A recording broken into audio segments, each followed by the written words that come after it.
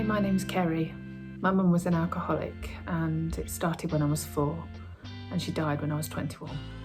My name is Josh Connolly and my dad was an alcoholic who I lost when I was 9 years old to this illness. My name is Samantha Kingston. I lost my mum to stage 4 liver disease when I was 28. She was 46. My name's Martin and I became aware of my parents drinking when I was 16. My name is Beckie and my dad had a drinking problem.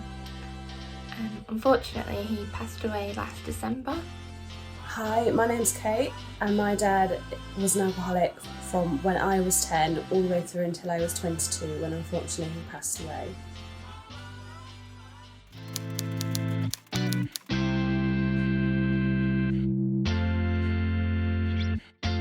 Ultimately, I never had the opportunity to even have a relationship with my dad.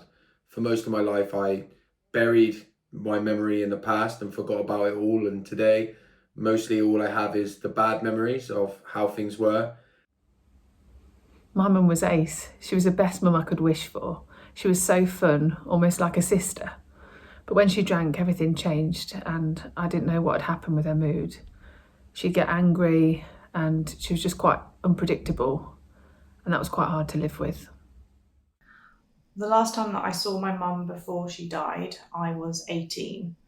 We had 10 years apart, and that was a choice that I made because I felt that if I was no longer in her life, she would change or she would think about what her drinking was doing to the rest of the family and the impact that that had. So I hoped that by separating myself from her, she might change. And unfortunately, she didn't. My dad had a great sense of humour. He'd always make us laugh and take us on adventures, on picnics. But unfortunately, when he drank, he was really sad and sometimes angry and mean, and it used to cause us to have arguments.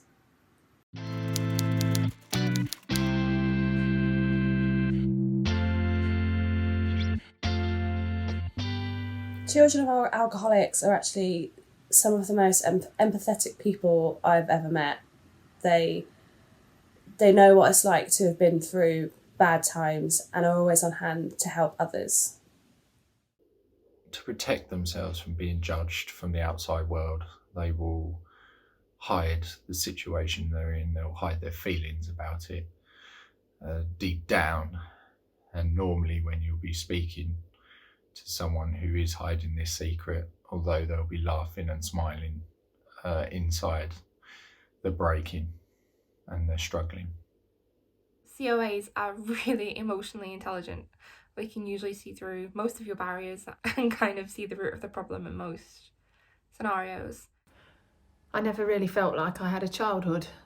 I was always worrying about my mum, checking how she was, making sure that I was well behaved. I really struggled to have fun when I was young and just be like the other children. I think something that people might not know about COAs is just how many of us there are and the fact that we're everywhere. My experience has taught me that never to be surprised by just how many of us have experienced a parent that drinks too much and just how many places we can be found.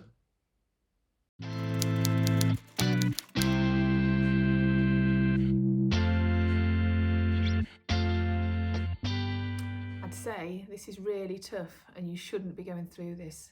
It isn't your fault and nothing you do will change how much your mum drinks. And one day you're going to come out the other side and this is going to give you real purpose in life, in helping other people. I'd say to younger Beckie, it's okay to mess up. You're going to mess up and you're going to fail and you're going to get back up again. And it doesn't matter how many times you trip up, you're not going to just lie there on the curb. You'll get up each time. If I had the opportunity to speak to my younger self, I'd give myself a big hug, but I'd also tell myself that everything you were doing did make a little bit of a change, but it was never your fault, and you did everything you could in the ability of being a teenager.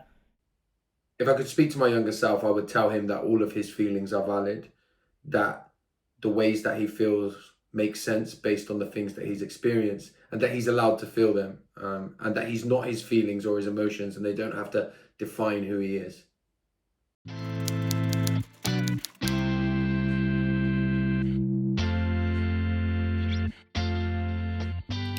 So I try and be as kind to my brain and my body as I can. This is something that doesn't come naturally to me. I don't naturally put myself first. However, when it comes to mental health, you just have to. You have to learn your trigger signs, learn your coping mechanisms, and have a plan in place for when things go a bit wrong.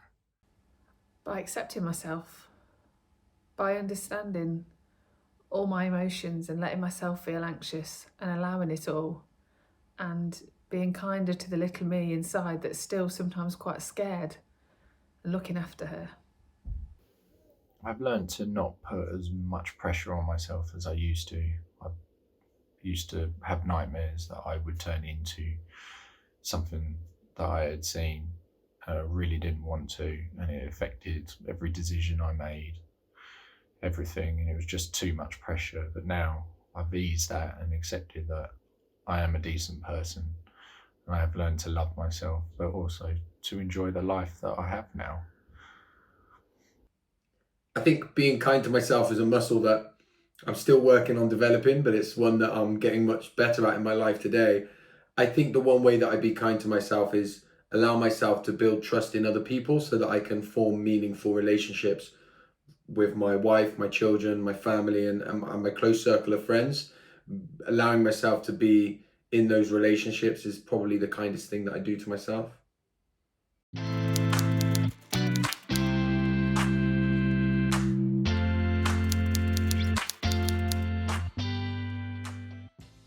People react to trauma and bad events in many different ways, and unfortunately sometimes drinking is a way of coping with that. Now, it's nothing that you have said or you have done to do this, it's their reaction to that event, and you didn't cause it, and it's the most important message to remember.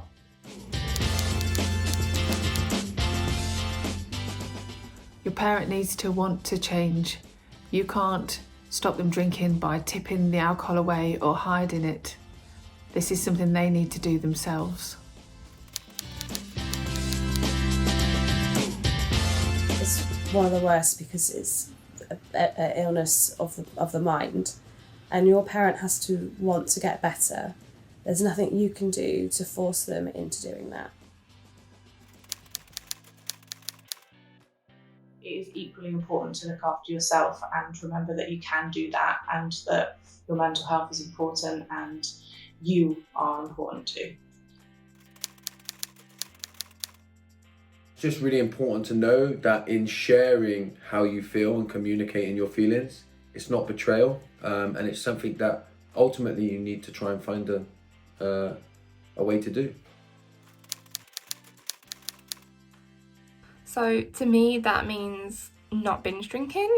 Maybe if I want to go out and have some alcohol, I'll have 3 glasses, that's it. Not abusing my body, not staying up all night, not partying, not doing all the crazy things I did in my 20s. Healthy short choices to me also means having a routine, going to bed at the right time, drinking enough water, making time to read, making time to wind down, and speaking about my emotions and communicating as clear as possible.